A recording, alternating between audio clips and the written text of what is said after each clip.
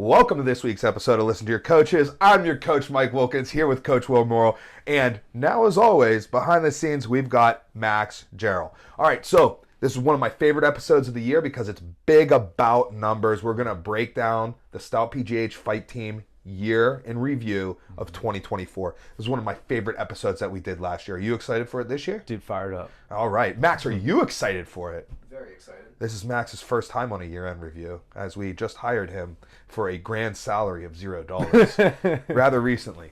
All right, so, hey, let's kind of talk about what we're going to talk about, too, as this show unfolds. We're also, after we run through these stats, which you guys are going to see my brain just start spinning, we're going to do the Stout PGA, the LTYC's awarding awards for the Stout PGH fight teams. Mm-hmm. All right, cool. All right, so let's get into it.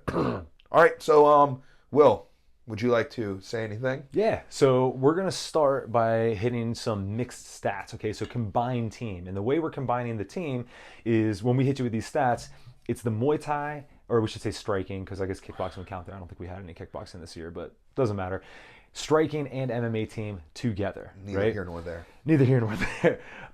So that's our combined team, right? And we don't put the jiu-jitsu guys in there because there's just too much, right? Like there's probably over 500 matches, I would guess. Last year, on the 2023 year in review, we didn't put the jiu-jitsu in. We marked, like, notated, like, big things that happened, but we didn't put, like, the whole record in, and we don't want to include it because I estimated there was probably about 150 jiu-jitsu matches.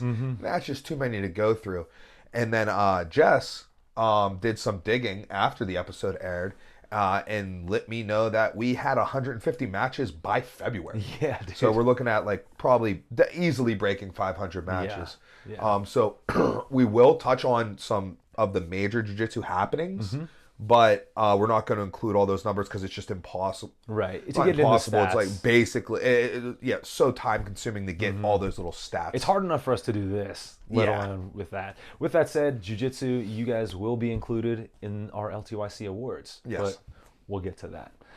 So, Mike, you want to kick us off with our combined stats? So the combined record this year, we finished with 44 wins, 25 losses, and 1 no contest. All right. So a really good year because, excuse me, we had 70 fights this year. That's a right? lot. That's a nice even number for me. You know what I mean? Yeah, I like yeah. a nice whole number there. Yeah. Right. So I like that. And that record gives us a 62.8% win rate, which, I can definitely be happy with. I want better. Oh, absolutely. But I can certainly be happy with because you got to consider, just everything considered, developmental fights, taking tougher fights through the development and things like that. Fairly good win rate, right? We were a lot more happy than we were sad. It was incredibly rare this year that we were sad with a win, but it wasn't incredibly rare that we, weren't happy with a loss. We had some good performances in fights that we came up short in, and that's just the nature of the beast. Another thing I think that's important, you kind of touched on it a little bit there, is like if you look at, I know that, I keep forgetting his name, but the guy who runs Karate Combat, you know what I'm talking about? Yeah. He runs the Goat Shed. Yeah. I can't, President Awesome or whatever. Yeah, but like, whatever, I forget his name, doesn't matter. But I remember one of the things that he said was like he was talking about his team's win rate, and it was like 90% or something. But keep in mind, that kind of a gym is a competition gym, you know what I mean? Yeah. Whereas our gym, we have people who are like hobbyist competitors, you know what I mean? We have people who might have 1 or 2 amateur fights and that's it. We might have someone who just has like a bucket list fight. They just fight one time and that's it, you know what I mean? Yes. And because it's not like as, I don't want to say serious because it is serious, but like it's just not, it's not at the level with the same incentives to win as some other places. It might sound like that's not great, but for us, that's like, I'm very happy with it. Yeah, I'm very happy with it too. And, I think we should strive to have high win rates, just as, the team that you're mentioning. But here goes the thing, like that, like as you're saying, like that team is full go. Like it's all about like, like career fighters. Exactly. And we're in the same pool as them. Right. You know what I mean? It's not like, oh, okay, like it's not like they're fighting in a different pool, like where only serious fighters fight. We also are in that same pool, right? Like MMA, there's amateurs, there's pros. It's all wrapped in to one big thing. Another thing that's cool about our record there, compared to last year. Yeah, let's compare it to last year. So, as we said, we had 70 fights this year, 44 wins, 25 losses, and 1 no contest. Last year, 53 fights, right, with a 33-20 record for a 62.2% win rate. So we actually climbed our win rate up, which I feel like, is kind of impressive considering that we added 17 more fights this year. Dude, for sure. And when we start breaking down what some of those fights were, it's going to become even more impressive. Yeah. So, yeah, overall, pretty happy with that. Okay, so some other notes. These are some of my favorite things, right? Because it speaks to like the depth of the team. Like this makes me proud. Like the amount of people that it's something I'm proud of. The amount of people that I'm able to have a hand in developing and achieving their goals or striving for whatever they're striving for, being a part of it. We, out of those 70 fights, oh wow, that's cool. That works out very perfectly. 30 different fighters, or 35 different fighters. Yeah. 35 different fighters. So each fighter on average fought twice. Yeah. You know what I'm saying? That's not exactly the case. Some people only fought once and some people fought 5 times. Yep. But we 35 different fighters made the walk to either the cage or the ring this year to compete representing Stout PGH. And, it's pretty impressive. It's a lot. It's a lot of people. I mean, not to pat myself on the back too hard, but that's a lot of people to keep organized. It sure is. Oh, so what a great time to shout out the reason we're able to handle that roster is our coaching staff. Yep. Right. We got to have big credit to Josh Polans, Vince Meng, Jonas Rubiano, Randy Villarreal, Ryan 3K. Coach Ryan 3K. So a lot of people, put a lot of sweat equity in to make that happen. Absolutely. So out of those 35 fighters, 26 of them accounted towards our wins. Dude. 26 different fighters achieving a goal this year. There's a lot of 35 probably achieved the goal because everybody probably had a goal of fighting, right? But I'm sure they also had a goal of winning that fight. I think if you look at our gym as being kind of like a regional level gym, do you think it's a fair assessment? I would say that we're low end regional. Right. So real quick, if you guys aren't super into MMA and how it's kind of tiered, you have local, which would be your 3-fight amateurs and less, you know what I mean? Yeah. Amateurs in general, kind of. Then you have regional, which promotion wise, you'd look at Fury, CFFC, LFA, you know what I mean? Yeah. And for a gym to kind of be on that same level, you're fighting in those organizations. You've got pros. That's kind of the level we're at. And then you have the world level, which is mostly the UFC, Ryzen to a degree, PFL / Bellator. One to a degree. I would say, we're kind of like you said, low-level regional fight team. Most low-level regional fight teams, dude, they don't have probably 25 people on the team. You know what I mean? Let alone 35 that have fought. And we have people on the team who did not. Oh, wait, does that say 26? 26 different fighters won. Yeah. But we had 35 different fighters. Right, I know. I'm saying, I bet most of that size team. Oh, yeah, probably don't have 26 fighters, period. Yeah. So, I think that's pretty impressive. Yeah, I mean, I'm proud of it. Yeah, what our gym's done. It's a number that I'm proud of. This year, we also made a jump in competition. So we're going to take a little gander back last year. Last year, we had our first pro MMA fight since... Jonas, maybe? Was Jonas's fight after? Yeah. Either me or Jonas, which either way is pre-2020. Yeah. Right? So we had a 4-year... It was definitely 2019. We had a 4-year absence of pro fights out of Stout. And last year, Mason made his pro debut at the end of the year. I believe it was November. Mm-hmm. And that was our lone pro fight that year. This year, we had 12 pro fights. Yeah. Right? In those pros, as you imagine, you're stepping up higher level competition. We went 7-5 in those fights with 5 fighters turning pro throughout the year. Mm-hmm. So yeah, I mean 5 people again taking a step up, chasing a goal, reaching a goal, and again, so we mentioned this earlier when we were just discussing total amount of fights. Last year all those fights were just at objectively a lower level. You know what I mean? So like the fact that our win rate is still roughly the same, even though we're starting to bump up in competition, in my mind is a good sign. Yeah. And out of those 5 pro debuters, 4 of them did basically their entire amateur career. So they're fully homegrown.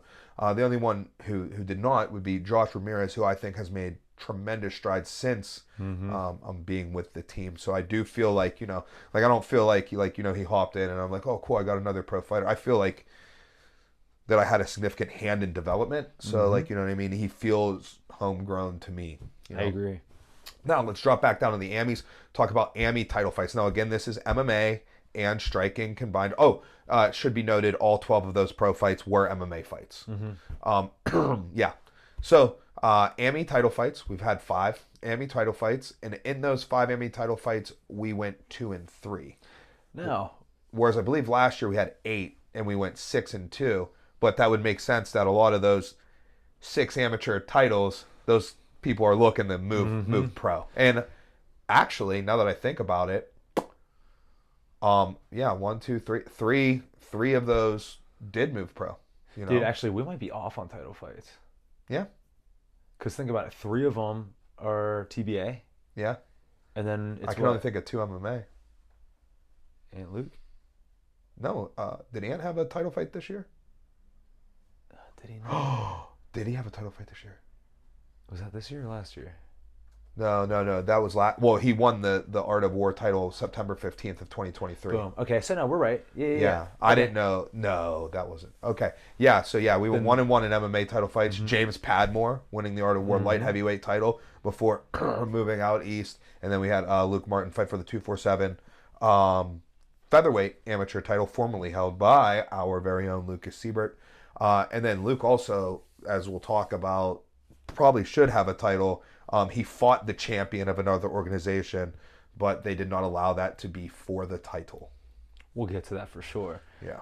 So the other 3 title fights we had were Lonnie, who fought for the Colossal Weight Tournament of Champions TBA title. We had Brody, who won the TBA light heavyweight B-class title. And Steve. And then Steve, who fought for the super middleweight C-class title at the same tournament. So, in a tournament format like that, we're going to discuss that when we get into striking, obviously. But even when you do well in a tournament, you're still going to have some losses there. You know what I mean? Like both of, Lonnie and Steve, who had lost their title fights, they also won fights to get there. You know what I mean? So we'll get into that. Should we dive into MMA specific stats? Yeah. Let's go MMA specific. All right, so this is my wheelhouse, as I do not mess with dumb strikers. So again, before what we were discussing, that was all combined team records, right? Now we're talking about MMA only. We're taking the striking completely out of it. So MMA only. All right, so the MMA team finished with a 32-13 record. All right, what is that? That's 45 fights. Is that correct? Yeah. So 45 MMA fights this year for the team, which is a jump of 14 fights over last year's 31 MMA fights, which was also a jump over the year before. Yeah. So, definitely big growth. This year we finished with a 32-13 record, giving us a 71.1% win rate, which is also an improvement, although very small, over last year's 70.9% win rate. 0.2. So man, that 0.2 jump, and I'll stretch. I'd say we're going to the nearest 100th. You know what I mean? Next year I might push that back again. You know what I mean? So we had 24 different fighters step into the cage this year. 21 of those fighters pulled out a victory to add to that 32 win total. Very impressive. And as we said, 1-1 in amateur title fights. 12 of those 45 fights were pro. We should have did a breakdown on that percentage. We should have. You know what I mean? 12 out of 45. I mean, if it was 15, it would be 33. So yeah. I was gonna say it's about a quarter. Yeah, I would say if it was 15 pro fights, 15 out of 45 would be 33.3. Yeah. Right. Yeah, so you know what I mean? Like a decent percentage of our fights, especially coming off of 2 years ago, were 0%. Right, yeah. And last year, we're 1 out of 31, which is, basically 3%. Yep. That's a big jump up in the pro fight, so I'm really proud about the development of the team. Yeah. That's basically all I got as far as that's concerned. Yeah, very, very cool. It's awesome too that like we've done this for a couple years now, and we can compare to the previous year. I think that's really cool. I'm really happy that that progress is being shown. Yeah, you know, when you can quantify it, that means a lot. And then we're going to discuss why these numbers don't necessarily represent the whole picture, but we'll kind of get into that. So let's dive into striking a little bit. So striking again is Muay Thai and MMA, or sorry, Muay Thai and kickboxing. I don't believe we had any kickboxing fights this year. Were any of the 247 fights kickboxing? I think those were all Muay Thai as well. Yeah, all Muay Thai. Okay, so yeah, all Muay Thai this year. We went 12-12-1, with the one being a no contest, not a draw. How's that work actually? Is it 12-12-0-1? 0-1. Yeah, but yeah, 12-12-0-1. Close enough. So that one no contest would be from Jake Perry. He, no contest, thugging too hard. Thugging too hard. Shout out to Luke. That's going to live forever. Basically, he, dropped the kid, and while the guy was on the way down, he hit him with like a follow-up knee. It was like kind of in motion, kind of not. It was one of those things that like in a stadium would be like iffy, and maybe they would like give him a longer tank. I don't really know, but it was a no contest. Could have been a disqualification, so I'm not too upset about it being a no contest. And I did watch it back. It absolutely was an illegal knee. His knee was down. I thought maybe he was falling. So, we'll eat that. But, that's what takes our win percentage down to 48% instead of an even 50, which it was last year as well. Last year we went 11-11. So, same thing we discussed last year. Why does Muay Thai have a lower win rate than MMA? Well, I'll tell you why. The MMA coach is better than the Muay Thai coach. Oh man, I bet the MMA striking coach is awesome though. Because actually, never mind. I was gonna think of a stat real quick. I was gonna be like, what % have we won of fights by striking? And I'm gonna count grounded strikes. Oh well, that actually no. If it's grounded strikes, you can get half. Get half? I would get it all. No. Anything on the ground is on the ground. No, not if it's striking. Yeah, 100%. The striking would be, I'm an MMA coach. I'm an MMA jiu-jitsu coach. I teach how to ground and pound from positions. That is 100% in my thing. That's why it's half, because I also teach that. No, it's 100% mine. Okay, we can argue about it later. But either way, why might the striking win percentage be lower other than a lack of coaching talent? Well, there's a good explanation for it. Muay Thai is where we let a lot of guys kind of like dip their toes into the water, right? So maybe someone who is kind of like a hobbyist, right? And doesn't want to learn all the other parts that you have to learn for MMA. They might start in Muay Thai. Or someone who does want to get into MMA, but maybe they have no competition experience, right? Like if someone came into MMA with 1,000 wrestling matches, they have competition experience. So I'm not like, oh, what's going to happen when you get punched? Are you going to be, you know what I mean? Like we know what's going to happen. Whereas if you have zero, we would like to start you in Muay Thai. Amateur Muay Thai, especially in PA, is like really safe. It's like, and if you do care about what your MMA record is, those wins or losses don't count. So it's like easy place to just kind of dip your toes in. And also we had that big tournament. That's what I want to talk about is tournament format. So having tournament format kind of does screw up like the win-loss percentage a little bit because let's say you're in a bracket of 16, right? 15 of those those dudes lose a fight. Right? Only one person goes in that instance would go 4-0. Like if you took second, right, in the TBA Tournament of Champions, right? That's impressive, right? If I took second at the Pan Am Championships, I'd be pretty proud. Yeah. Yeah.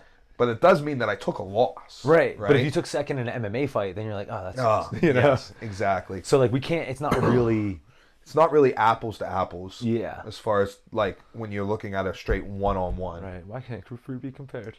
But yeah, no, that's and also like I mean, if we want to get really, really into the weeds, we can talk about like quality of win. You know what I mean? So like if you look at like who people fought or how, in a tournament, how many fights they had to, get there, like that changes things drastically. So, we do have that lower win rate in striking. I absolutely want to get that up, but also I'm not like heartbroken about it. I'm not like, how did that happen? So. Like, and here, another thing to put in perspective, jiu-jitsu is even more so than Muay Thai predominantly tournament based. Right. Right? And I would say that like our jiu-jitsu, like we probably have like 300, 400 losses this year. Right. Yeah. Yeah. Right. Exactly. And it's like, you've lost 300 matches. It's like, yo, that's crazy. I'm like, well, at every tournament you do, unless you take first place, you're losing. Right. Right. But we probably also have like, I don't know, like 600 wins. Right. You know what I mean? Like, Dude, yeah. okay, how about this? What if I was like, dude, there's this really great fighter, okay? He does have like 35 losses, but trust me, he's really great. You would be like, did he have like a big run or like what happened? But what if I was talking about like any good Muay Thai fighter, right? Like, Yeah. like Superlek or Saenchai, like they probably have like 30 some losses. I bet, you know what I mean? But they also have like 275 wins, you know? So like it's a very different thing than you know, just looking at like MMA fights or even like, dude, imagine if we were in boxing. Oh gosh. You know what I mean? If we were running like a successful boxing team, we'd be like, you know, 21-1 on the year, you know, and be like, how do we lose that fight, you know? But it's just a different thing. So anyways, back to the striking. Again, with that 48% win rate, 13 different fighters fought. Only 2 of them were also fighting MMA. So that means that there were, you know, 11 strictly striking. Strictly striking only. Did not fighters. fight MMA. We also had 7 different fighters who won, 2 who also, you know, were fighting in MMA. So, you know, not our best year, not our worst year. Actually, it might be our best year. But, you know, we will continue to improve, but I'm pretty happy with it. Yeah. Are you looking at going to some more tournaments this year?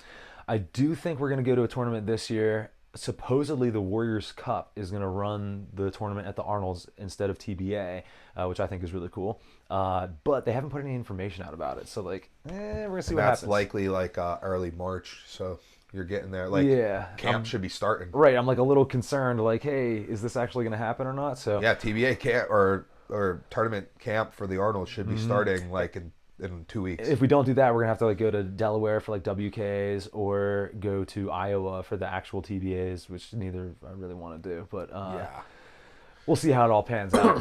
All right, cool. Do you want to discuss anything jiu-jitsu related, stat wise, or just kind of like overall before we? Yeah, you know, we had a good year in jiu-jitsu. It was a trials year, meaning that so ADCC, prominent jiu-jitsu tournament, probably what people would consider the most important, at least at the time. West Coast Trials was in this year. We took a handful of people out to West Coast Trials. Notably, you know, Alex Hudick, Josh Ramirez, Christian Schaefer, and Claire Butterfield. So they all went out to West Coast Trials and all notched wins at West Coast Trials, which is probably, like maybe the 3rd toughest no-gi tournament in the world. Dude, not only notched wins, but also notched one of the best losses of all time, which is tied to the greatest saying. Yes, yeah, that's where Josh Ramirez got DQ'd for, as Luke Martin would say, thugging too hard. Which is true. That's what he got 100% true. For. Yeah, 100% true. All right, yeah. So I mean, it's a big year for that. We kind of burst on the scene a little bit. We had a Stout Fights Jiu-Jitsu event. We had a lot of good wins at that event. Notably so, Alex Hudick with a rather impressive submission in the main event of that. And then we also traveled. Farman had a win there as well. Was that this year? No, that wasn't because Farman. Oh yeah, that was last year. So disregard never mind. Coach Will, who loves to think 2023 is 2024. Dude, this is why we have to write all this stuff down, bro. Because I don't do that well with time. That was last year. This summer, Farman was back home. That's one of the many reasons why, like, a lot of people will tell, like, they'll get to know me and Mike and they'll be like, oh, you guys are really different in like this way. And we're like, no, it's always. And one of the big ones is Mike knows every date and every number. And to me, it's just like something could have happened when I was like 10 and you could have convinced me it happened when I was 20. And I'd be like, yeah. Yeah, I don't know how you don't have like time markers in your head. They don't exist. Right? Like, it's like, okay, like I remember this happened in 2016 because it was the same year that, you know, I fought Regman. Yeah. Right? Like, you know what I mean? Like, I'm like, okay, yeah. It's either like it happened like today or yesterday, or it's all in the past. It's just one big thing. That's so wild. But anyways, yes. Yeah, but yeah, we went to 2 majors this year, No-Gi Worlds and No-Gi Pans. Some really good performances at both. Most notably, No-Gi Worlds, Lucas Siebert, world bronze medalist in the adult blue belt division, and probably our biggest jiu-jitsu accomplishment of the year, Claire Butterfield, Pan Am bronze medalist in the adult brown belt division. So those were some of the highlights for the jiu-jitsu side of things. Very impressive. Yeah. You're doing good work, Mike. Yes, I am. All right. Does that wrap up our stats? That does wrap up our stats portion. Yeah. So that means. What's your favorite stat on that stat portion? Oh, I would say the comparison of pro fights from this year to last year. I like that. That's my favorite. Max, what's your favorite stat up there?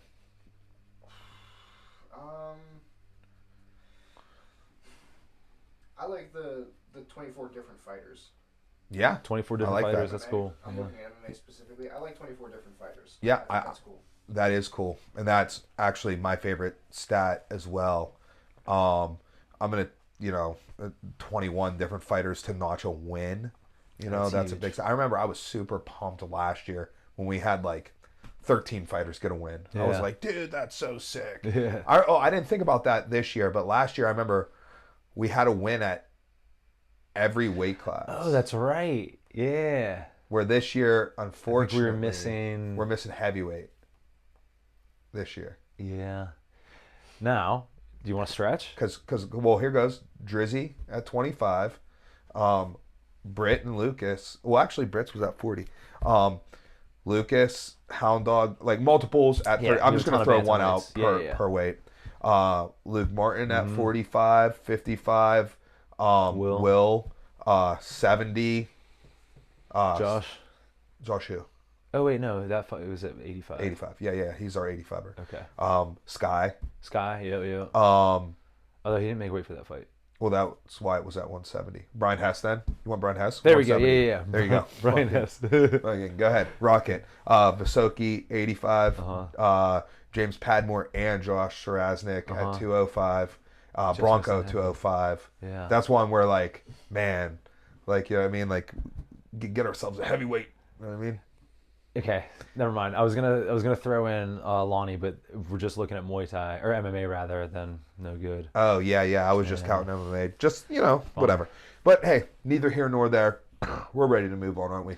We are. So that brings us into our LTYC awards. So Mike and I generally don't like MMA awards, mostly because they're wrong. I like MMA awards. Specific MMA awards. Like specific ones that are right, not ones that don't even nominate Ilya Topuria. Yeah. Who's now one of our favorite fighters. Yeah, like that's crazy that he wasn't even nominated. He beat Alexander Volkanovski and Max Holloway in the same Both year. by stoppage, Yeah. dude. Like, that's insane. But, so we're going to do Stout PGH awards. Now, this will include all disciplines. All right? Yeah, so we've got jiu-jitsu, we have striking, and we have MMA all We also together. don't want Max to know. So we're going to be reading it off of Will's phone. Yeah. Max can't know this, so we're going to bust out the phone, and we'll just back and forth. Also, do you want to start, like, you want to just pick through? Because don't you think we should finish with the first one? You want to just go in reverse order? No, because I think some of the fun ones are down at the bottom. Okay. All right. Then. How about you just pick one you want to do, and then I'll pick one I want to do? Because we're going to forget. You won't. Okay, never mind. Go ahead. Just start with the second one and work down? Yeah. All right, cool. So the first one we're going to read off, our Amateur of the Year, okay? Now, also important, too. For someone to be included on this list, they had to have fought this year. So, like, we had some discussions about people who we wanted to maybe have on there, but they either didn't get a fight or for whatever reason it didn't, like, work out for this year. But you had to have fought. Not for this particular award. There were some other awards right. where, like, we're like, no, they didn't fight. Exactly. Yeah. So they had to have fought, Which again goes back to our stats of all those guys we had fight. We still had people who didn't fight, who were trying to fight. Yeah. You know what I mean? Right. There's people on there trying to fight who didn't get a fight. So again, this is out of the group of people who fought for us this year. So Amateur of the Year, drum roll, is... Wait. Honorable mentions. Oh, yeah. Sorry. We'll start with honorable mentions. Okay, so... We have this all written down, Max. First one. Have to if you want to. Will Moriarty went 2-0. 2-0. Also, Brian Hess... Also 2-0. And Will had one stoppage, both two stoppages? stoppages. Also, Brian Hess had two stoppages. Yep. 2-0, two stoppages each. Very good. Very impressive. Unfortunately, the volume was not enough to get them to the top position. I mean, if the winner didn't exist, it'd have been one of them. But the winner is Luke Martin. Luke Martin with a 4-1 record. I know we're not counting 2023, but had we counted 2023, 6 fights in 12 months and 2 weeks. That's right? crazy. Like that's a big one. So he also notched all 5 of those fights came within 9 months, right? So that's right, yeah. Yeah, because he wasn't able to fight during wrestling wrestling season. season. So from March 9th to December 14th. So he pretty much in 75% of the time racked up, a ton of fights relative to everyone else. Yeah, you know what I mean? For Luke. Yeah, 5 fights in 9 months. He's averaging, a fight every 7 weeks. Also notable, he had one official title fight, right? One official title fight, but he also beat a champion, right? But they did not allow that fight to be for a title due to Luke coming off of a loss in a title fight, right? Luke's only loss, which makes it really weird because now the champion is coming off a loss, right? So I'm wondering if the champion needs to vacate the belt since he cannot defend the belt since he's coming off of a loss. Interesting. Did you know what else I think they should do? I think we've discussed this on the pod before. In Thailand, let's say you're like the Raja champ. You can go fight other places, and you can even lose, and you don't lose that belt. But if you get knocked out, then you do lose the belt. Oh, really? I think that'd be cool if they did something like that in the States. That'd be something to think about. But anyways, back to Luke. Okay, so he had the one title fight, and then he had the win over the active champion. Another important thing, he has a win in LFA. Yeah. Not a lot of amateurs fight in LFA, period. You know what I mean? Let alone get a win against those other amateurs who are at that level. So very impressive year for him. And I'm really excited to see what's next for him. Yeah, I mean, he's got a bright future. We all know that. We talked about that a lot. Luke Martin, our 2024 Stout Amateur Fighter of the Year. I scrolled you down. The next one up is... All right, so now we are going to move to our debut of the year. Okay. Or actually, do we need to qualify that one? Oh yeah. We're gonna move to. Let's go with our We'll go with our AMI debut of the year. We're gonna do 2, AMI and Pro, since now we do have a budding Pro team. So now we can split these. If it was last year, it would be pretty obviously who won the Pro debut of the year, as there was only one. All right, so we'll go AMI debut of the year. I think it's more fun to start with the AMI. Yep. All right, and honorable mentions. We have none. Oh. So I'm going to give some honorable mentions. Honorable mention. Well, I thought we were going to explain why there are no honorable mentions.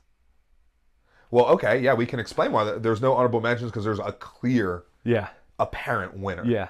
Right? There's one that you just can't beat. We didn't have any discussion. We were just like, it's this. It's this. Yeah. So, your amateur debut of the year goes to Brian Hess with his 16-second submission up 2 weight classes, right? On a moment's notice. He comes out, throws 4 unanswered punches, snap down guillotine, slatted up. That's cheese on a board. Not to mention, he walked out wearing full Hello Kitty gear, which is hilarious. Which is incredibly embarrassing. And walked out to its raining men. It is. Oh, the MMA crowd is So that's Brian. every time he fights. That's Brian. All right. If I were to give an honorable mention, just going off of some recent memory here, I'm going to have to go with Brian Mitchell's first round submission. Yep. In his debut, obviously these are debuts of the year, and then Josh Sharasnik with a back and forth fight. Really like a tough fight, gritting it out and getting a finish for himself. Yeah. All right. I'll go 2 in a row. Yeah. All right, so now we're going to move on to Pro Debut of the Year. All right. In our honorable mentions, we have, dude, you know what? Yeah, no, we're just running these. Wait, do you know what? I'm going to add an honorable mention in there. I'm adding one in there. I'm adding it. So in our honorable mentions, we have Lucas Siebert making his pro debut in February, winning by a TKO that originated from a flying knee called by Coach Will Morrill. So yeah, what a great pro debut, getting to like really show a lot of facets of his game, flashy. Yeah, it was really cool. And it was kind of like a redemption fight for us because he beat someone who had previously beat another one of our teammates. So, yes, that is correct. Next honorable mention, Brittany Sunshine Bickhart with her 1 minute and 1 second rear naked choke in her professional debut, followed by one of the best post-fight celebrations, the shimmy shimmy yow, shimmy yow, shimmy yay. Yes. She hit the ODB. But unfortunately for Britt and Lucas, both of those debuts fall short of your professional debut of the year, Anthony Hound Dog Hogebeck. with his, how fast was that knockout? 16 seconds, I believe. 16-second knockout in his professional debut on June 29th in West Virginia. So congratulations to Ant. You are the pro debut of the year. All right, Will, let's move it on. All right. You should probably skip the next one. Skip that one? Mine. Don't you think that should be mine? Yeah, oh, totally. Yeah. I'll go knockout and then back to you. Okay, cool. So, knockout of the year.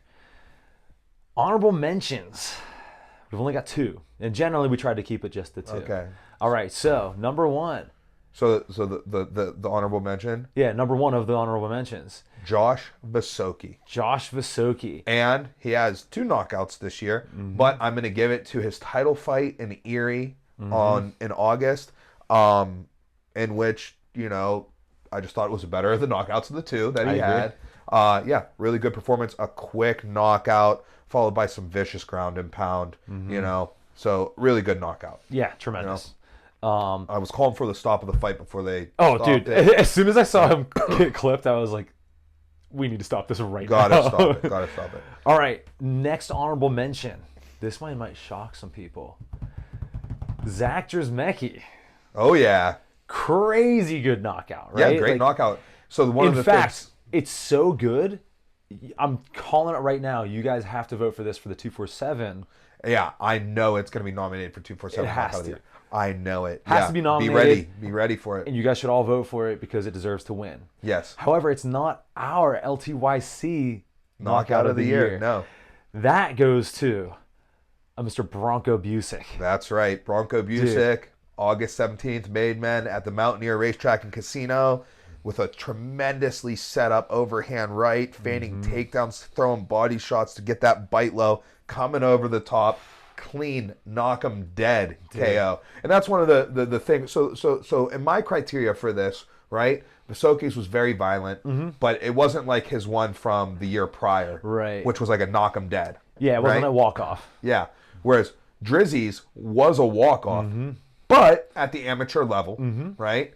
And Bronco's was a walk-off, a little more violent, I thought, and at the pro level. And also, if we want to get really nitpicky here, and I don't want this to sound like bad at all, like Zach knocked him out and went nuts, right? Bronco knocked him out and was just like, yeah, sorry I did that. Like, Yeah. he's just so cool about it. That like it's kind of like when Mark Hunt had all those walk-off KOs. Yeah. It was just like so casual about it. Yeah. Yeah, exactly. That just like really puts you ahead, especially when it's at that pro level. So shout out to Bronco for knockout of the year. Are these just MMA or are these Nope. MMA and Everything. Everything. Okay. Yeah, no, Yeah, would you like to nominate somebody? I thought an honorable mention should be given to Joao taking a fight on a week's notice up a weight class and getting a head kick knockout for what it's worth. Definitely Yeah, we very spoke cool. about it, and we felt like it was not up to the level of Visoki or Drizzy's knockouts. That's fine. Yeah. All right, but yeah, I mean, it was on the list, and Just it wanted was to throw erased. that out there. It was erased from the list. Yeah. Okay. All right, cool. So, submission of the year. All right. Honorable mentions. First honorable mention, we're gonna go Brittany with her pro debut submission. So it's already been mentioned. Great submission for her. Yeah, it was just a great fight. One of my favorite things about that fight was just like, you know, big girl. You know what I mean? Big girl. Getting her on the kitchen. Big girl. So big girl was our code for pick her up. Right? Yeah. So yeah, some big girl activities in there. Now, here goes one of my. This is just an honorable mention. It did not win, but it is going to. Do you guys use that code still? I mean, Do I need to like? I could yell. I mean, it's a grappling code. Okay, so I don't. Need to I could cut yell, that. pick her up, and it's fine. Like, you know what I mean? Like, Cool. Like me telling, like, it's not something I got to sneak in. Right, there. right. You know, me telling, like, you're already locked on her. It's right? not an elaborate striking subsystem. It's not something we got to trick you out of. Yeah. Right? Yeah, You know yeah. what I mean? Like pick her up. Like, I don't care if she hears it. Right. You know? All right. So, this submission, one of my favorites, fell just short of submission of the year, but Will Moriarty. Yes. Yeah. In Dude. January, Any other year, this probably would have won. would have won it, but he won his MMA fight by submission, 2 strikes. The best So- submission there is. So you gotta love it. You gotta love it. So sick. But your LTYC submission of the year, Alex Hudick at Stout Fights in the main event with a tremendous leg lock, causing a break. Unfortunately, his opponent, great guy, we like him, but doesn't take away that it was Super 6 submission and the Stout PGH submission of the year, or the LTYC submission of the year for the Stout PGH team. So there goes our first award going out to a jiu-jitsu athlete. And that was a hard one too. Like, we had discussed other people who didn't make it into the honorable mentions. Like, that was a very packed division. Yeah, packed division. Yeah, surprising that submissions would be a tightly contested one. All right, let's see where we are. All right. Next up, we have Team Newcomer of the Year. Okay, so this is someone who, was added to the team this year and also, competed. So let's start with the honorable mentions. Let me see again. I forget. I think that's wrong. Let me see it. Tell me the second honorable mention. That's wrong, right? That was last year, right? Yeah, that was last year. Okay, then there's only one honorable mention then. I mean, yeah, we'll go one. Yeah. Yeah, just leave it at one. All right, so honorable mention. Where am I? Team Newcomer of the Year. Actually, you should get this one. I will give this one. So, Team Newcomer of the Year, honorable mention, Erica Amoroso, joined the jiu-jitsu team this year and had an incredible year on the competition mats. I believe she had like some crazy win streak going in the 20s. So, I first took notice of her in May at the Naga, Pittsburgh. She had a really good performance there, and I was like, oh, who is this girl? Right? Like, I was like, she's pretty good, So then I spoke with her, and I was like, you should start coming to my classes, right? And I had this plan. I was like, I'm going to get her with Brittany and Claire. Yeah. Right? And I was like, that makes sense, So I started coming to my classes. I'm like, hey, you should train with these girls. Yeah. You know what I mean? Next thing you know, she's ready for a blue belt. She gets her blue belt. She goes on like some 24, 26 match win streak at blue belt. Starts off her blue belt career like 26-0, something crazy. And also, how long has she been a white belt at that point for? Oh, so she started training with us in this year. Like I think she said she came to the New Year's Open mat to check us out, right? So yeah, she was a white belt for like 6 months, so to speak, with us. Then I gave her blue belt. She went on a crazy run. She also competed, she competes at a lot of the local level tournaments, which blue belts are accustomed to competing at. That's your AGFs, your grappling industries, your Nagas, things of that nature, your Fujis. But she also went and competed in IBJJF Opens, right? Which that's kind of like the next level up, right? And she has brought home 2 gold medals from IBJJF Opens, winning Chicago and Nashville. She also went to compete in Cleveland, but was very sick while she was there. And, I kind of made the call like, hey, you're not going to compete like this. Like very sick. Right.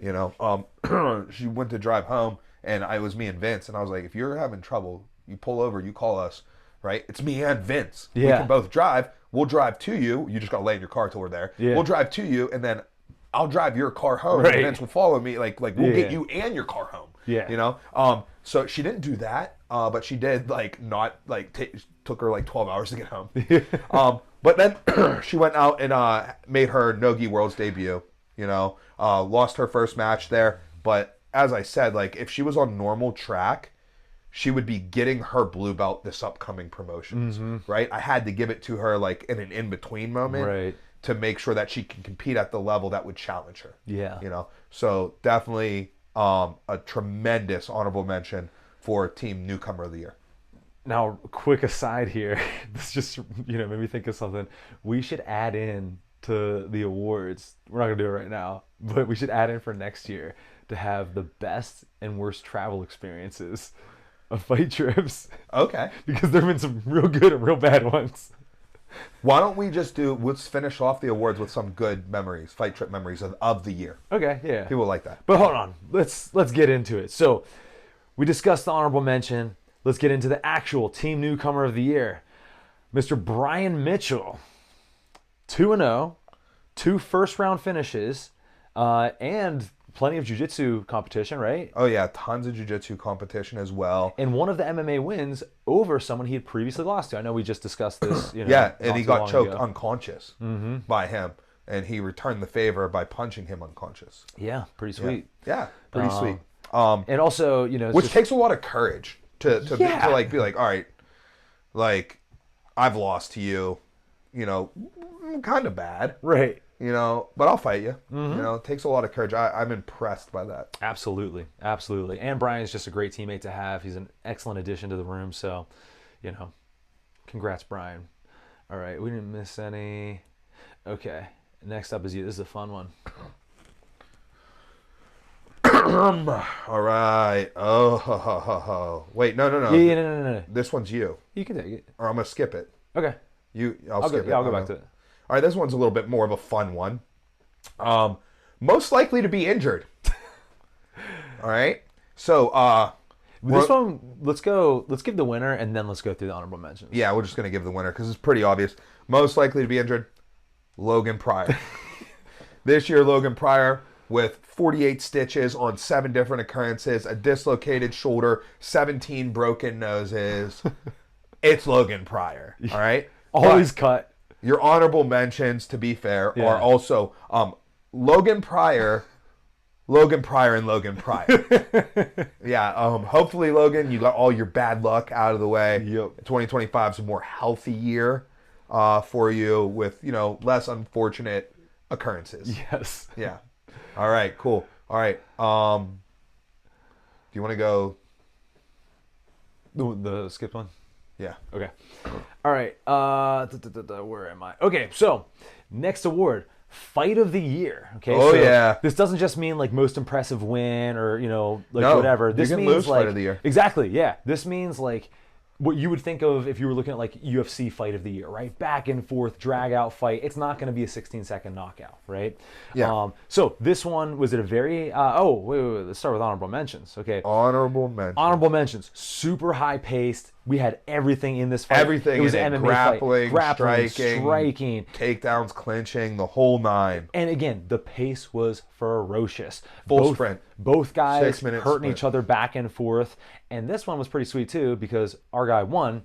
And the fight was Max Gerald versus Val Caruso. Max, Honorable mention. how does it feel to be a part of that fight? Dude, I won that fight. And that's still the hardest fight I've had.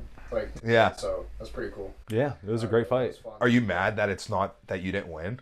No, I didn't think I was going to be in there. I mean, at the end of the day, it was only 6 minutes. It was 6 minutes of Of a dog fight, it was sprint, sick. yeah. Yeah, dude, it was awesome. Which I thought was like not as competitive as people gave it credit for. In my like when I was living it in the corner, I was like, we're kicking his ass. You know, like No, but When I watched it back, I thought it was more competitive than I thought in the corner. I still think it was a definitive win, though. yeah, oh yeah, for sure. Yeah. what made it difficult was like I remember being sick in the back and not feeling good, and then in the first 30 seconds, I heard Scream. I was in the back before the fight. I felt sick. I remember hitting the pads and doing the first warm-up round and kind of looking at Brittany, and I was like, I don't feel good right now. This isn't good. And then I went out in the first 30 seconds. I dropped him, and then he hurt me with a knee, and it was like 30 to 45 seconds of just pain and chaos. And I was like, man, that was the only fight I've had where every time I got up off the stool, I was like, I really want to end this right now. Yeah. I'm ready for this to be done, you know? Nice. Oh, sick. It was a great fight. Very Great much fight. enjoyed it. And that's the only honorable mention we had Yeah, I mean, because it was, I mean, head and shoulders above. if I had to give another honorable mention, it doesn't quite stack up to Max versus Val, but Josh Sharaznik versus Ryan. Yeah. I'm blanking on his Elroy.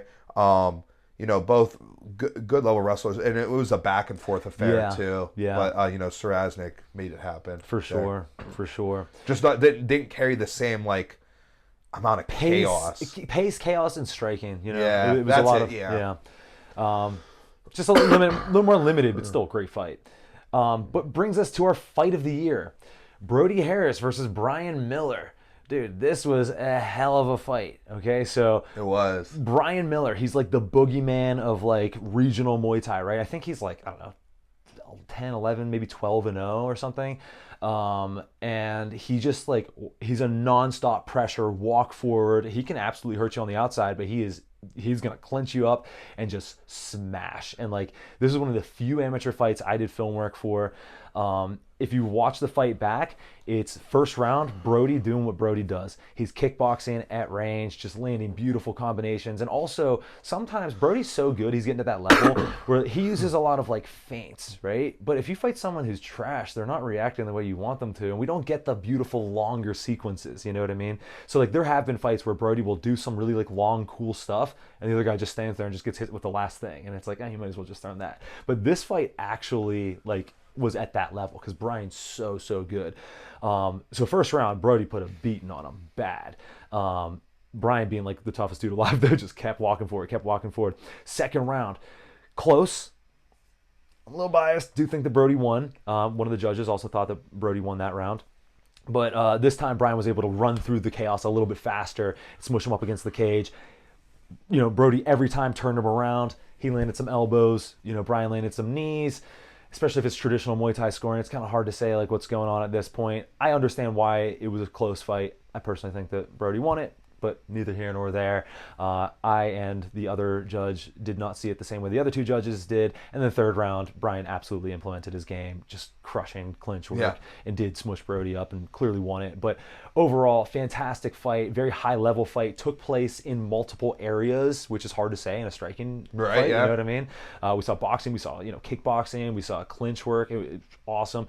Good pace, gritty, you know, both guys, you know, getting hit a little bit. Brian definitely absorbed more of the damage, but, you know, great fight overall, and you know, well deserving of fight of the year. Nice. We need to skip now. Okay. I'll go to this. Yeah.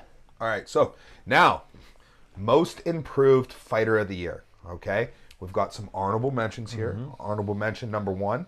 We'll go with Brian Mitchell. Right. Brian won already. What did he win? Newcomer of the year. And he was in talks for sub of the year, or did we not put him in honorable mentions? I know we talked about it, but probably wasn't actually. Never mind. No. Whatever. So let's move on. Okay, so honorable mention Brian Mitchell. Tremendous improvements throughout the year. I mean, considering that like he came in like, you know, relatively at like ground zero, right? You know what I mean? He just started training with the fight team. He just got his blue belt in December, right? Which Brian took a really great path onto the fight team. You know, he came in, he started training one discipline. You know, he really focused on it. He kept his head down, and he's one of the ones who you get noticed. Yes. You know what I mean? So I remember seeing he would be taking my jiu-jitsu classes in Monroeville. I'd see him in Brittany's MMA classes. I'd be like, yo, what's up with that dude? What's up with that dude? Just real quiet. And then, you know, Brittany started taking a liking to him because he was a great hard worker in her MMA classes, which was a valuable asset, like being a good example in it and helping with it. So, you know, I got to know Brian a little bit. I was like, yo, he wants to fight. I'm like, all right, let's go. You know, put him on the team. Worked his way to getting his debut in October. So like 10 months of like working his way up to like when you think like you know like being patient and like doing it the right way. Yes. You know what I mean? Or I don't want to say it is the right way. Yes. But not that doing it another way is not right, but like this way is like gonna be a really great recipe for success. It's a replicable thing that other people could do. So not everyone's willing to put in the work that Brian does. You know, not everyone's as talented as Brian, but you know, he did. Right. So, definitely deserving of some most improved. Now, the next honorable mention, as well as the winner, they're going to sound a little weird, okay? Because you're going to think that they were already very good, which they were. So we're going to start with the next honorable mention, which is Luke Martin, all right? So you might think, okay, Luke Martin, national champion wrestler, already very good.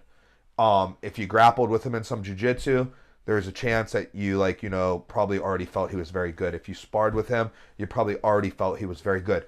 But as coaches, with an eye for what really needs to happen and kind of looking past what you already came in with. Or results. You know what I mean? Like you can that's the other thing. Like win results in open mat or in sparring. But you and I look at it and go, that's not what you're capable of. You know? Yeah. He's like winning, but like not winning because of certain skills, winning in spite of certain skills. Yes. You know what I mean? And the improvement, especially on my end in jiu-jitsu, has been just tremendous, right? And I'm sure you have the same sentiments to echo on your side in striking. Absolutely. Right? and a lot of like MMA IQ too. Which here's the thing about MMA IQ. You want to know how you build that? Time. There's nothing that's gonna replace time. How many things have you and I like talked about? Like, oh yeah, of course you got to do this, and we've said to the team, and then like a couple months later, like, dude, I was watching this fight and it clicked. And you're like, how did that just? You know what I mean? But like you said, it's just time, and it's just like having it seep in and eventually get reinforced to a point that it matters. Right. You know? Yeah. All right. So yeah, now the winner for most improved fighter of the year will go to. This is going to be very surprising. It goes to Claire Butterfield. All right. So Claire, that might be like, whoa, she was already like one of the best, right? Yeah. And she absolutely was. But I've seen her make tremendous jumps in several different areas of her game. Her leg entanglement game, which is a predominant strong point of her game. Her close guard has always been really good. Her open guard and her guard retention, even though that's an area where she still needs to improve, his belief in her guard retention, has always been really good. But she's made strong improvements in wrestling due to the nature of ADCC, and just in like competition, like intangible, has been just a tremendous improvement. So what a lot of people probably don't know is, so Claire's a brown belt, and she has been competing over the past year against the best black belts in the world, like ranked top 10 ranked black belts multiple times, you know, and she's on the cusp of just breaking through, and you can tell because these matches are getting closer and closer and closer each time. So although it'd probably be hard for like someone else to see due to like already knowing how good Claire was, right? I think it's a no-brainer, the most improved. You know, and one of the areas where it's the most hard to improve. Yeah. When you're already like, let's say you're already like, if you are only 15% of yourself, right, and then you get to be 50% of yourself, wow. Yeah, crazy improvement. Crazy improvement, right? But it's way harder to go from 90 to 92. Yep. Right? You know? That learning curve. You just get closer and closer to your potential, and there's just less and less room for improvement. Yeah. So very impressive. Yeah, incredibly impressive, honestly. All right. What is next? Okay. Best in-corner moment. All right. This good. You start with the honorable mention. Okay. So, honorable mention. Brody. I would like for there to be more of these next year. Yeah. And I would like to throw back. Let me. You do the honorable mention. Then I want to do a throwback to last year's best in-corner moment. Okay.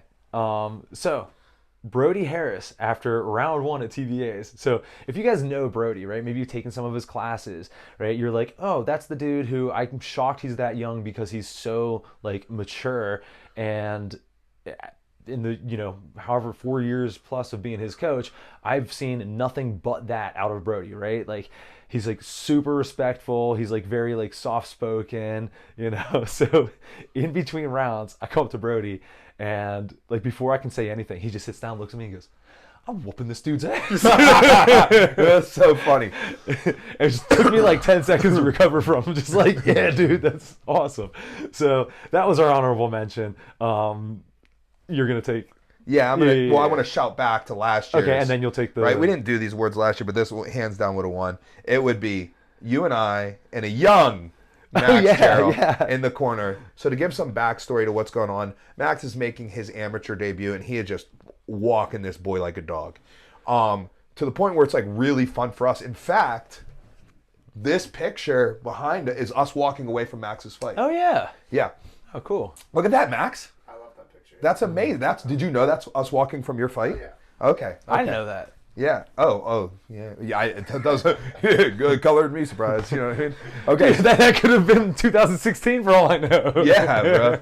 So we're in the corner, and it's in between the first and second round, and we're just like doing basic stuff with Max. And Max is a main pupil of Jonas Rubiano, which will bring us to a good fun story, right? So we're in the we're in the corner between the first and second round, and there's like nothing to really give Max. So we're just like, dude, enjoy this. Like it's his debut. I just want him to soak it all in.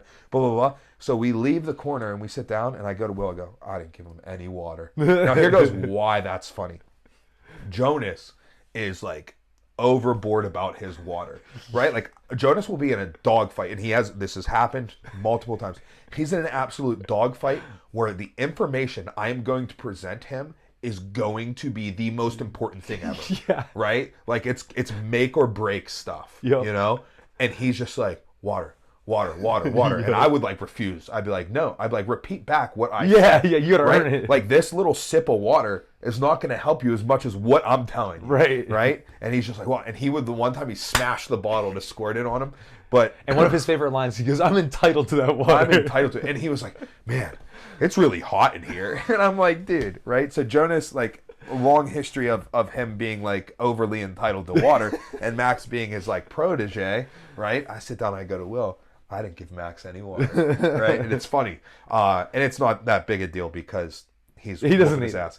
So Max whoops his ass again in the second round. We go back in. I'm in there. I got the ice on the back of his neck. Max is like, can I get some water? And we're like, And I say, no, I'm doing a joke. What were you thinking at that time?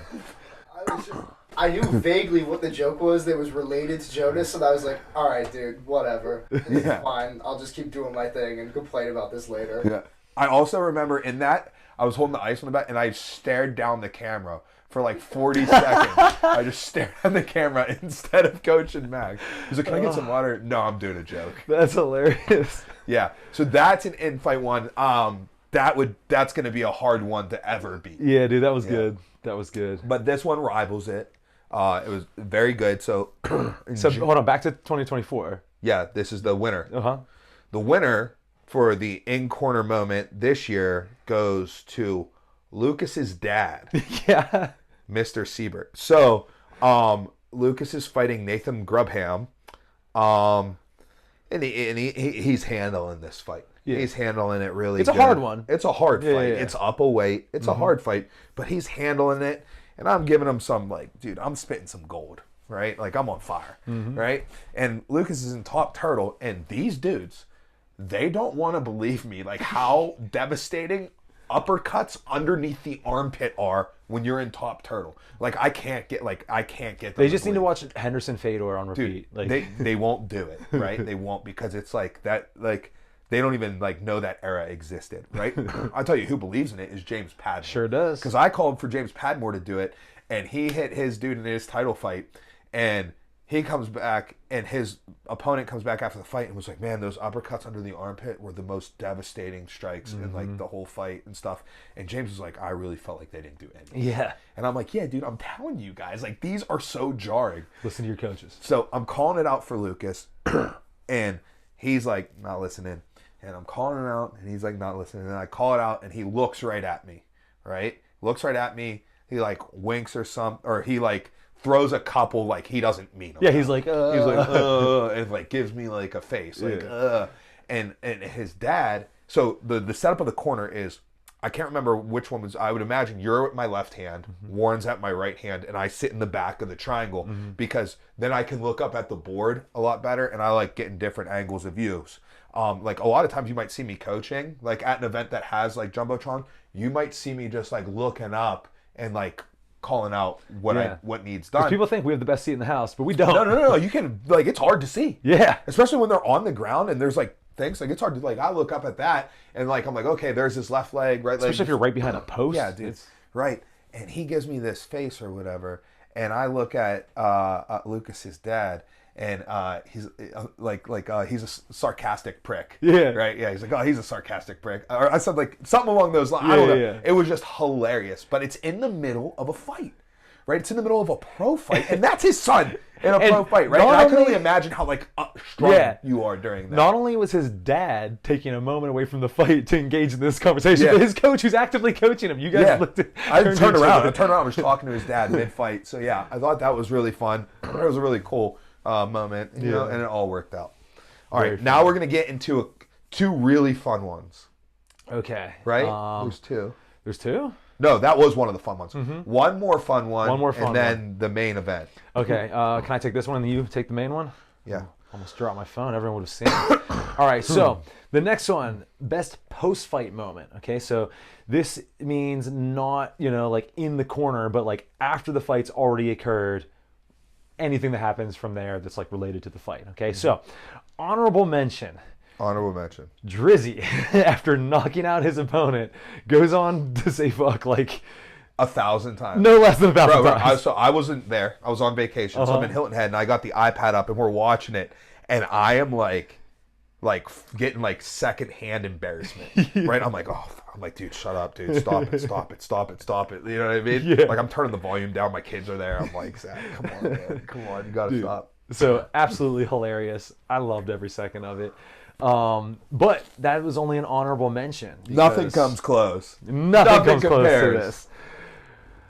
Winner of best post-fight moment is Farman Hassanov. Bro, it'll never be beaten. Dude, It'll never be beaten. we have one part of it written down, but honestly, all of it was It tremendous. was just hilarious.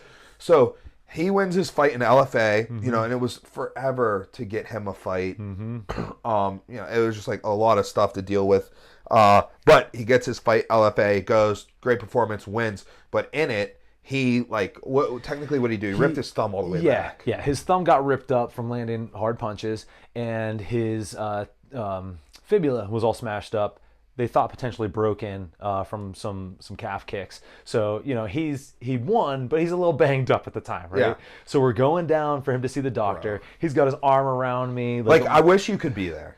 Yeah. I wish you could be there. It was it was so funny. So he starts screaming because we're like, dude, you all right? He's just, no pain, Rocky. No pain.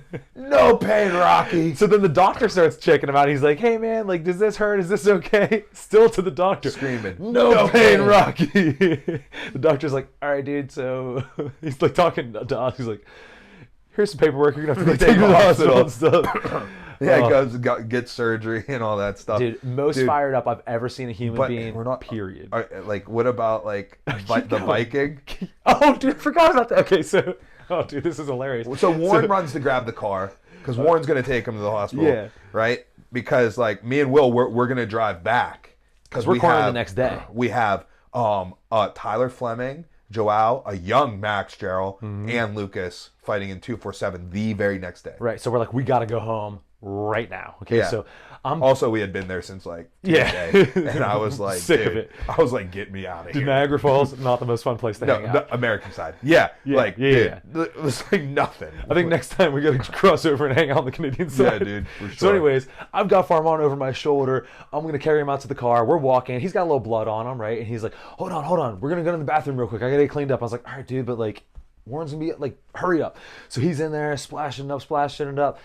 And previously, right, so like Farman and I had spent a lot of time together on this trip, right, because he's there, we're there, Mike's gambling, so that means the two of us are hanging out a bunch.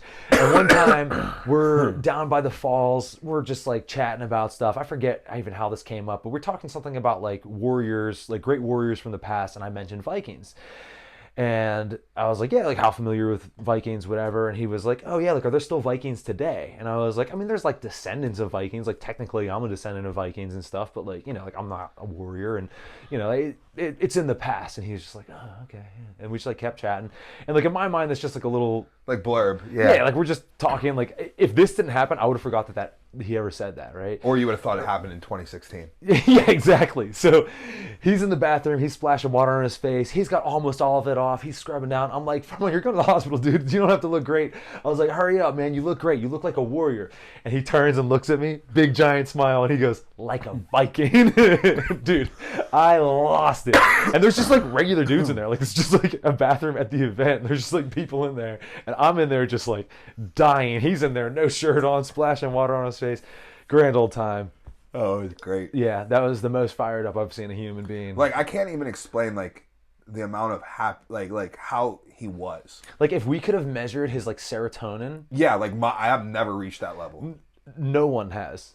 No one has. And we all know that joy is something we still compete about, and Farman won. Yeah, no, yeah, uncontested. Yeah. All right, so brings us to our final award of the year, which will be our Fighter of the Year. Okay, and we didn't even have any honorable mentions for this one, so we're just gonna run it flat out. Turn-in pro, going on a 3-0 run, Lucas Siebert. Additional things, a bronze medal at the Nogi World Championships. Getting a lot of checks off on his measurable goals that he set for himself early in the year. 2 finishes out of those 3 wins? 2 out of the 3 wins by finish. Wins in 2 different weight classes as a professional. One thing to do as an amateur, and it's certainly impressive to do it as an amateur, but to do it as a pro is also very impressive. what's maybe even more impressive is to take that risk early in your pro career, Yeah. right? Like I touched 2 weight classes in my pro career too, but it was like towards the end where you get a little more brave. Yeah. You know what I mean? You're a little more like, dude, like just get me in there. Like, Yeah. I'm ready to do another one. Let's go. Okay. Yeah. I'll move up a weight. Yeah. Go. You know? Yeah.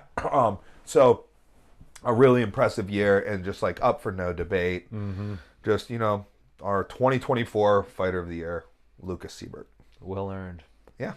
Cool. Do we have any other just fun tangents or any other things we need to dive into? Man, you know, I thought we would, but I feel like a lot was covered there. So, like, anything off the top of your head? You know what I'm thinking? Next year, you and I need to sit down and like take like 5 hours to go over all of it and just like put in tangents of funny stories we think of, because like a lot of stuff pops up, but then I'm like, oh, we can't go down that rabbit hole. Yeah. You know, so we'll do that next Well, year. some notes of the year. So, some of the things that this allows us to do, that's unique, is like we get to travel, Yeah. right? So, me personally, I'm trying to think of where all I traveled this year. You know, you and I went to the Niagara, the Seneca with Farmon, right? And then we went to I went to the Poconos with Brittany. So you and I went to the Poconos with Brittany, but you also went to the TBAs. So that's a travel trip. You know, I went out and did a seminar at Daniel Gracie Grand Rapids Team Kohai, which I have another seminar coming up in a little less than 2 weeks, January 11th. Fun surprise for that seminar too. You know, Canada, Philly a handful of times. You know, Fort Worth, Texas for Pans, Vegas for Worlds, Vegas for ADCC West Coast Trials. So, you know, affords you a lot of traveling. So what was your favorite trip of the year? Oh man, that's a hard one. Favorite trip of this year, dude. Again, when you ask me that, just every Is it a trip bad question ever, for you? You want me to just jump it? Yeah, dude, just hit it. The Poconos with Brittany for her man, pro debut. That was tremendous. All right, obviously Britt, you know, for her pro debut, dialed in, focused. Me, Will, Coach 3K, most importantly, during the NCAA tournament. Dude. Bro, me and Ryan. So sick. So, like, I like to be, like, a part of, like, you know, like, some of the stuff. Like, if we're away, I usually don't go to the weigh-ins, right? If we're home, because, like, why am I going to go drive out, watch you weigh in, then drive home? Right. But if we're away, What else are you gonna do? might as well go to the weigh-ins, right? It's time for the weigh. I was like, Will, you got to take Brittany. I'm not going. I'm not going. Her weigh-ins are during the quarters. Yeah. Right? I'm not missing the quarters to watch Brittany weigh in, right? You know what I mean? I just cut weight with her. She's on weight. Go weigh in, you know? Not to mention, we had a super sick Airbnb, The Airbnb was sick. hot tub in the Airbnb, Great for cutting the weight. and it was a hot tub that was outside in the winter, which less than great for Well, cutting yeah, the weight, yeah, but yeah. awesome Not for great us. for cutting the weight, but great for us. Uh-huh. And Ryan made those tacos. Tremendous. Those were fire. And then we had a great post-fight party, not at our Airbnb, which was sick. Yeah. And then we could come back to our Airbnb but and go to still, a 5-minute walk from Yeah, our yeah. Airbnb. Yeah, so I would say that was my favorite trip of the year. Yeah, I agree. A lot rivaled it. You know, I had a lot of fun in Texas, a lot of fun in Vegas, a lot of fun in Vegas. Oh, The you other had the time- New York or the Jersey? Oh my trip? gosh, the New York trip. Yeah. Yeah, we took the New York trip where Warren, myself, Brittany, Farmon, Lucas, and Ramirez, Ramirez, yeah. we went and trained at Henzo's, Nick Catone's, Marquez's, Ricardo Almeida's, The Edge. Mm-hmm. Yeah, so we took a really, really fun training trip. You know, it's about time to do another one of them. So we'll see. I think 2025 is gonna have some real cool travel. Yep, some real cool stuff in 2025. We had 70 fights. Got to beat it.